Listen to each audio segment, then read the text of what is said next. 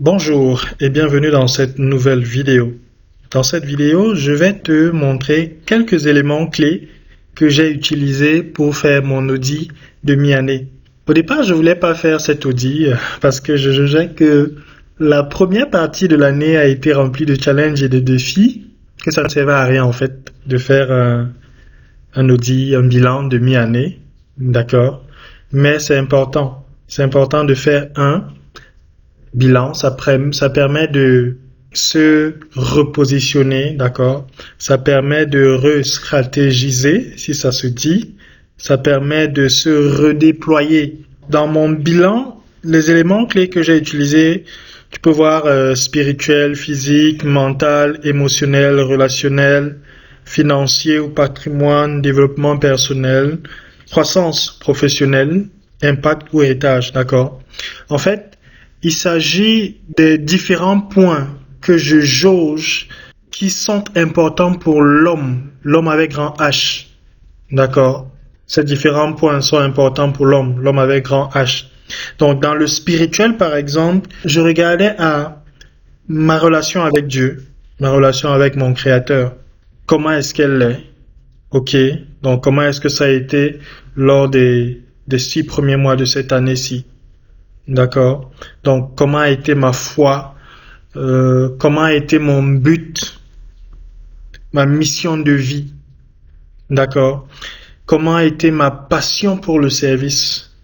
Ok? Est-ce que j'ai grandi en amour? Ou alors, comme a dit une personne, est-ce que j'ai marché dans l'amour? Comment a été mon donné? D'accord? Donc, voilà un peu les éléments clés que j'ai pris en compte au niveau du spirituel. Ma relation avec Dieu, donc la foi, ok, mon but, ma passion pour le service, ma croissance dans l'amour et mon donné. D'accord? Donc j'ai essayé de faire un bilan là-dessus. En fait, comme je disais au départ, j'ai un peu hésité parce que en faisant le bilan, tu as vraiment une idée de comment tu as merdé ou bien comment tu as été une merde. De comment vraiment tu n'as pas assuré. Et tu peux te sentir mal, quoi. Mais bon, c'est aussi ça le bilan. Comme je disais, ça permet vraiment de se redéployer, d'accord, de s'ajuster et de revenir, par exemple, sur le bon chemin si on s'est égaré ou alors de continuer sur ce bon chemin-là. Donc, le deuxième point sur lequel je me suis attardé, c'est le point physique. D'accord? Et sur lequel tu peux t'attarder aussi au cas où tu n'as pas fait ton bilan jusqu'ici, d'accord, de la mi-année, c'est la relation avec moi. D'accord? La relation avec moi. Qu'est-ce qu'il en est de ce que je mange, mon sommeil, divertissement, les moments de relaxation, l'exercice physique. D'accord? Bon, pour ceux par exemple qui ont des conditions médicales particulières, ok, même les check-ups médicaux sont importants. Donc, au niveau du point physique, ça a considéré aussi. D'accord? Les check-ups médicaux, la nourriture, ton sommeil, tes moments de fun, tes moments peut-être où tu es fatigué, disons ça comme ça. Ok? Le moment où tu te fais plaisir, l'exercice physique. Donc, voilà aussi des éléments que j'ai regardés au niveau physique lors de mon audit de mi-année. Ensuite, le troisième point était mental. Okay? La santé mentale, parfois, on n'en parle pas beaucoup, mais c'est quelque chose d'important. C'est très capital même en fait. Pour moi, je crois que ça a vraiment un grand rôle dans la société dans laquelle nous vivons. D'accord? Donc ici, là, je regardais par exemple choses comme mes inquiétudes, ok, mes craintes, l'anxiété, ok, les soucis, ok, le niveau de stress, ma passion pour la vie, ok, la passion pour la vie, c'est important à ce niveau-là. C'est important au niveau mental. Si tu n'es pas peut-être plein de vie ou passionné, pour vivre là mentalement, ça craint quand même, d'accord? Donc il y a aussi les influences, ok, les influences et attentes des autres, ce que les autres attendent de moi. Donc les influences venant des autres, les attentes qu'ils ont vis-à-vis de moi. Ok, donc ça c'est également des éléments que je regardais au niveau du plan mental. Donc la joie, la gratitude, le niveau de stress, la passion de vivre, la joie de vivre, ok, l'influence, les attentes des autres. D'accord, donc faire un audit mental et prendre en considération ces différents éléments-là. L'autre point dans mon audit que j'ai regardé, sur lequel j'ai travaillé, c'est le côté émotionnel. D'accord? Quelles étaient les émotions qui ont été les plus fortes? Est-ce que je me suis senti content, heureux, ou alors j'étais triste, froid, aigri, frustré? Est-ce que j'étais rempli de joie, par exemple, anxieux, effrayé, mal? Est-ce que j'étais aimé, dévasté, calme, résilient, confiant, confident? D'accord, donc voilà un peu des éléments au niveau de l'aspect émotionnel sur lesquels je me suis attardé. Est-ce que j'étais joyeux? Est-ce que j'étais triste? Est-ce que j'étais content? Est-ce que j'étais malheureux? Est-ce que j'étais excité? Est-ce que j'étais en colère, frustré? Ok. Donc tu regardes tout au long des différents mois l'aspect émotionnel là. D'accord. Tu prends des notes à ce niveau-là. C'est important. C'est vraiment important pour la suite. D'accord. L'autre point, le 5e, est le relationnel. D'accord. La relation, par exemple, avec ma famille immédiate, la relation avec ma famille éloignée, ok, la relation avec mes amis en ligne, mes amis hors ligne. Tu peux prendre ici aussi dans cet aspect-ci, par exemple, ta relation avec tes collègues, avec ton employeur. Ok, la relation avec tes clients, ça aussi c'est important, d'accord. Peut-être partenaire de business, d'affaires, investisseur, mentor, d'accord. Par exemple, ta relation avec ta femme, ton mari, d'accord. Si c'est applicable à toi, ta relation avec tes enfants.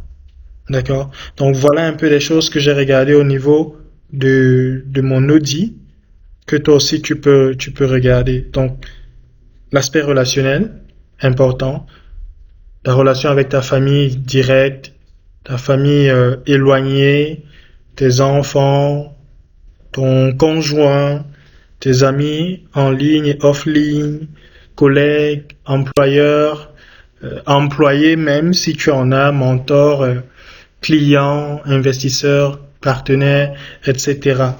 D'accord? Le 6e point, financier, un bilan, sans regarder à cet aspect-là. Est-ce que ce serait vraiment un bilan?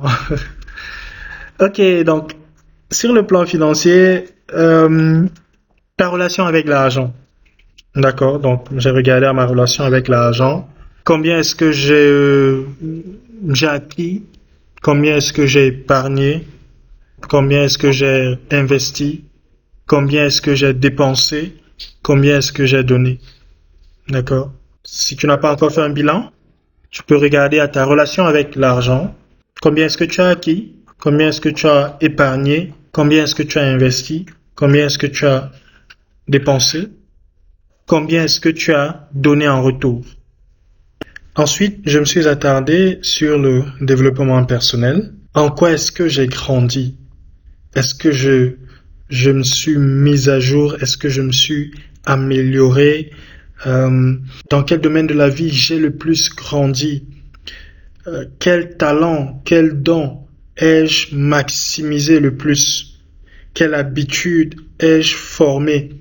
Quelle habitude ai-je mise en place? D'accord? Ou alors, quelle habitude ai-je arrêté? D'accord? Donc, voilà un peu au niveau du développement personnel, le 7e point sur lequel j'ai fait un audit. d'accord? Et que tu peux aussi faire si tu n'as pas encore fait. Dans quel domaine est-ce que tu as grandi? Dans quel domaine est-ce que tu t'es amélioré? Quels sont les talents, dons que tu as maximisé, par exemple, le plus? Quelle habitude as-tu formé? Quelle habitude as-tu arrêté? D'accord? Donc, tu peux aussi utiliser ces différents points-là. Ensuite, le 8e point, celui de la croissance professionnelle ou alors du développement professionnel.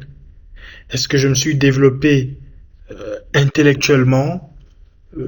Est-ce que j'ai étendu ma connaissance? Est-ce que je me suis déployé dans ma carrière? Est-ce que j'ai fait grandir mon réseau professionnel, ma visibilité? Est-ce qu'il y a eu des opportunités que j'ai manquées? D'accord. Donc, voilà un peu ce que j'ai considéré au niveau de la croissance professionnelle. Est-ce que j'ai grandi intellectuellement? Est-ce que j'ai étendu ma connaissance? Est-ce que j'ai développé ma carrière, développé mon réseau professionnel, développé ma visibilité? Est-ce qu'il y a eu des opportunités que j'ai manquées? D'accord? Et enfin, le 9e point, celui de l'impact, de l'héritage, du témoignage, du testament que nous voulons laisser. D'accord? Et que nous devons laisser. Quel impact est-ce que j'ai créé? Quel impact ai-je fait? Sur quelle plateforme? Quelles vies ont été transformées par mon être, par ma façon de faire, par ce que j'ai fait? Est-ce que j'ai servi de manière joyeuse? Est-ce que j'ai ajouté de la valeur de manière avec enthousiasme? Est-ce que je suis en train de bâtir un bon témoignage, un bon héritage?